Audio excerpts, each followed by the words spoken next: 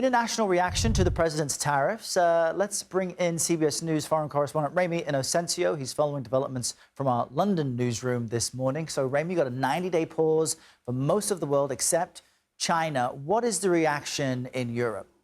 Sure. Good to see you, Errol. It's whiplash, but this whiplash is a welcome one, likely by most investors around the world.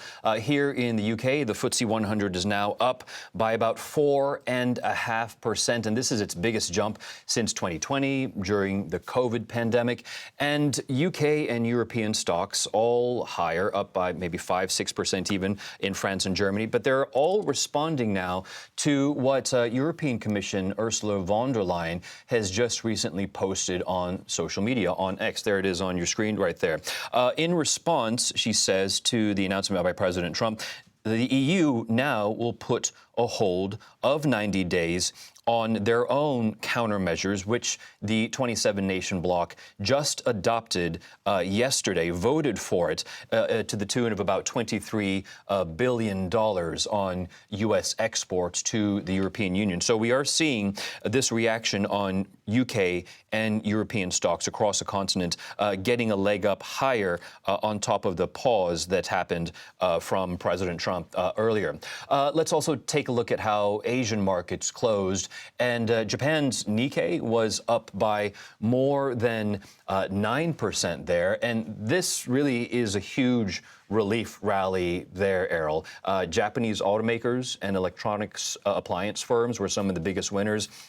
Chinese markets also rose, but they were a little bit more muted. South Korea's Kospi, though, look at that, up by more than 6.5%. That was its biggest jump in 5 years. Its economy hugely dependent on exports as well. But I have to say that this euphoria that we're seeing may again be short-lived, because I'm also looking at U.S. futures where you are. They are now down.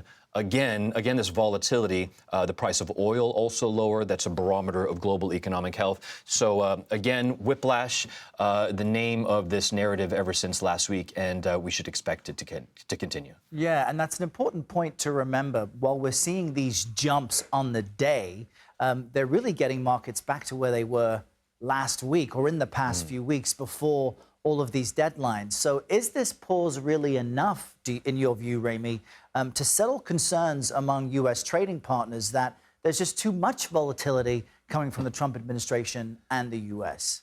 I think not, Errol. And there's a difference in what people are saying and what governments around the world are doing. Yeah. We're seeing words of welcome, relief starting to come from world leaders. But Trump's 180, again, just a week ago, after he plunged the world into economic chaos, shows just how volatile he is.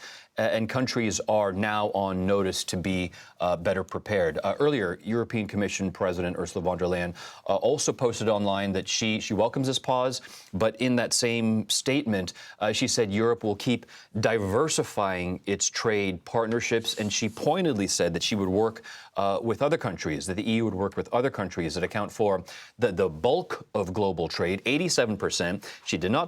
She was not talking about the United States here, right?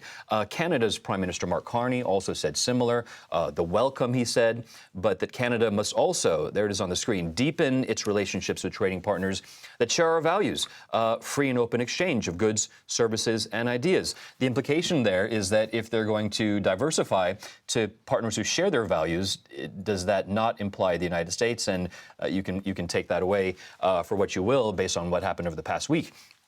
Germany also weighing in, saying that the EU putting those tariffs on imports coming in, $23 billion, also important. This push and pull, and they're claiming a victory here in Europe. Yeah, that may be the sentiment that underscores what we've all been through. Ramy, thank you very much joining us from London.